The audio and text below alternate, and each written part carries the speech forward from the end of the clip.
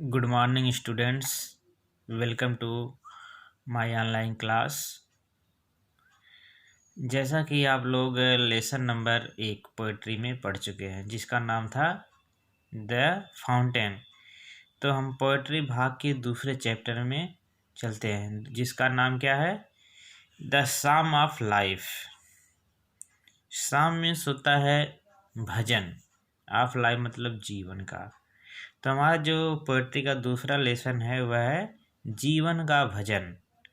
तो चलिए डायरेक्ट हम लोग पोइट्री पे आते हैं, उसका अध्ययन करते हैं कि इस कविता में कवि क्या कहना चाहता है, क्या संदेश देना चाहता है। ठीक, तो सबसे पहले देखिए, life is real, life is earnest, and the grave is not its goal. Dust thou art to dust returnest, is not spoken of the soul. ठीक, तो देखिए क्या है, लाइफ मीन्स होता है जीवन, इज मीन्स है रियल मीन्स वास्तविक। जीवन वास्तविक है, लाइफ इज अर्नेस्ट जीवन गंभीर है, जीवन सच्चा है, जीवन दृढ़ संकल्पित है। ठीक, तो कहते हैं जीवन वास्तविक है और जीवन सच्चा है। एंड मीन्स और the grave is not its goal. Grave means होता है कब्र, इज नॉट इट्स गोल इसका लक्ष्य नहीं है। किसका लक्ष्य नहीं है? जीवन का। अर्थात कि हमारा जीवन जो है वास्तविक है और जीवन सच्चा है। केवल मर जाना ही इस जीवन का उद्देश्य नहीं, अर्थात कि केवल कब्र तक पहुंच जाना ही इस जीवन का लक्ष्य नहीं है। Dust thou art, dust means होता है धूल या मिट्टी, डू मीन्स तुम, आर्ट मीन्स बने हो, मिट्टी से तुम बने हो, टू डस्ट रिटर्नेस और मिट्टी में वापस लौट जाओगे, अर्थात कि मिट्टी में मिल जाओगे। मतलब कि यह जो हमारा शरीर है वह मिट्टी का बना और अंत में मिट्टी में ही मिल जाएगा। Is not spoken of the soul, is not spoken नहीं कहा गया ऑफ द सोल आत्मा के बारे में। यह सब आत्मा के बारे में नहीं कहा गया है। क्या नहीं कहा गया है? कि आत्मा जो है मिट्टी का बना है और मिट्टी में मिल जाएगा, क्योंकि आत्मा कैसा है? आत्मा द सोल इज इमॉर्टल, आत्मा अजर अमर है। Not enjoyment and not sorrow is our destined end or way. कहते हैं नॉट इंजॉयमेंट न तो आनंद लेना, एंड नॉट सॉरो न ही दुख भोगना, इज अवर डेस्टिनाइड हमारे भाग्य में, एंड में हमारे भाग्य के अंत में, आर वे या फिर रास्ते में या तरीके में। ठीक, मतलब कि हमारे भाग्य के अंत में न तो दुख भोगना है और ना ही सुख भोगना है, बल्कि बट टू एक्ट, बल्कि क्या करना है? To act that each tomorrow, हमें क्या करना है? टू एक्ट कार्य करना है, दैट ताकि, इच टुमारो प्रत्येक आने वाला कल, find us further than today, find us means हम पाएं, फर्दर मीन्स आगे, देन टुडे आज की अपेक्षा। ठीक, तो मतलब कहने का मतलब ये है कि हमें न तो दुख भोगना है और ना ही सुख भोगना है, जो कि हमारे भाग्य में, भाग्य के अंत में लिखा है। बट बल्कि टू एक्ट हमें कार्य करना है, दैट इच टुमारो ताकि आने वाला प्रत्येक कल, फाइंड अस हम पाएं, फर्दर देन टुडे आज की अपेक्षा आगे। In the world's broad field of battle, in the bivouac of life, be not like dumb driven cattle, be a hero in the strife. In the world's broad field of battle, in the world's संसार में, broad means विशाल, field of battle, field of battle means युद्ध का क्षेत्र, बल्कि यह संसार जो एक विशाल युद्ध का क्षेत्र है। ठीक, मतलब इस विशाल युद्ध के संसार में, sorry, in the world broad field of battle, in the world संसार के विशाल युद्ध के मैदान।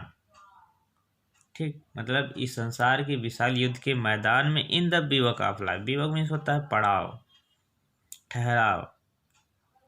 ठीक, या फिर कह सकते हैं अस्थायी पड़ाव, इस जीवन के अस्थायी पड़ाव में, बी नॉट लाइक डम, डम मीन्स होता है गूंगा, driven cattle, be not like a dumb, हमें नहीं होना है। लाइक मतलब गूंगे के समान, ड्राइव इन कैटल मतलब जानवरों के समान जो हमें कहीं भी हाँक दे।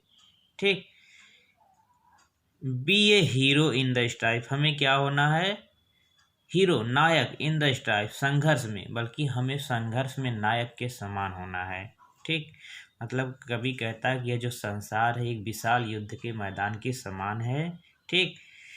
हमें गोंगों के समान और जानवरों के समान नहीं होना है कि हमें जिधर भी हाँक दे हम उधर चल पड़े, बल्कि हमें क्या होना है? Be a hero in the strife, बल्कि संघर्ष में एक हीरो जैसे संघर्ष करता है हमें वैसा होना है। लेटस देन, लेटस मीन्स चलो, देन मीन्स तब, बी अब मतलब खड़े हो, एंड डूइंग और कार्य करें। With a heart, with a heart मतलब पूरे मन से, फॉर एनी फेट बिना किसी भाग्य से या बिना किसी भाग की आशा से। स्टिल अचीविंग, स्टिल मीन्स सदैव, अचीविंग मीन्स प्राप्त करते रहें। स्टिल परसुइंग, स्टिल मीन्स सदैव, परसुइंग मीन्स अनुसरण करना या पीछा करना, मतलब कि हम हमेशा सफलता को प्राप्त करते रहें और उसका पीछा करते रहें। Learn to labour and to wait, learn to labour, learn means होता है सीखना, टू लेबर मतलब मेहनत, मेहनत करना सीखें, एंड टू वेट और इंतजार करें, अर्थात हम अपने कार्य को करें और फल के इंतजार करें।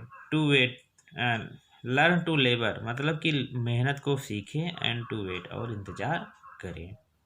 अर्थात कभी कहने मतलब है कि चलो हम जो है अपने कार्य को करते रहें बिना किसी भाग्य के, हमारे भाग में होगा कि नहीं होगा, बिना किसी भाग की आशा को किए हुए, और हमेशा सदैव सफलता को प्राप्त करते रहें। अचीविंग मतलब होता है उपलब्धि प्राप्त करना। स्टिल परसुइंग, स्टिल मीन्स सदैव, परसुइंग मतलब होता है अनुसरण करना, मतलब हम सदैव उसका अनुसरण करते रहें। किसका अनुसरण करते रहें? कार्य का, मेहनत का। लर्न टू लेबर मतलब कि हम मेहनत करना सीखें, परिश्रम करना सीखें, एंड टू वेट और इंतजार करें। ठीक। तो हमारे जीवन का भजन जो है, किसमें कवि कहता है कि हमारा जो जीवन है वह वास्तविक है, सच्चा है, और हमारे जीवन का एकमात्र उद्देश्य कब्र में जाना नहीं है। हमारा जो शरीर है वह मिट्टी का बना है और मिट्टी में मिल जाएगा। ठीक। और यह सब बातें आत्मा के लिए नहीं कही गई है। हमें जीवन में सिर्फ आनंद भोगना या सुख भोगना नहीं है, और ना ही अपने भाग्य पे निर्भर करना है। ठीक। बल्कि हमें ऐसा कार्य करना है कि ताकि हमारा आने वाला प्रत्येक कल आज से बेहतर हो, आज से आगे हो। ठीक। और यह संसार जो है एक विशाल युद्ध के मैदान के समान है। ठीक। और इस जीवन के अस्थायी पड़ाव में हमें गूंगों के समान या फिर जानवरों के समान नहीं होना है कि जिधर हाँक दे उधर चलते रहें, बल्कि कैसा होना है? एक नायक के समान जो संघर्ष में संघर्ष करता है। लेटस देन, अब तब चलो हम उठते हैं और कार्य को करते हैं बिना किसी भाग्य से, बिना किसी भाग के सहारे, बिना किसी भाग की आशा के सहारे। Still pursuing, still achieving, still pursuing मतलब कि सदैव हम उपलब्धि को प्राप्त करते रहें और उसका अनुसरण करते रहें। और हमें क्या सीखना है? हमें परिश्रम को सीखना है और इंतजार करना है। तो इस तरह से हमारा जो लेसन है पोएट्री का ये समाप्त होता है। ठीक।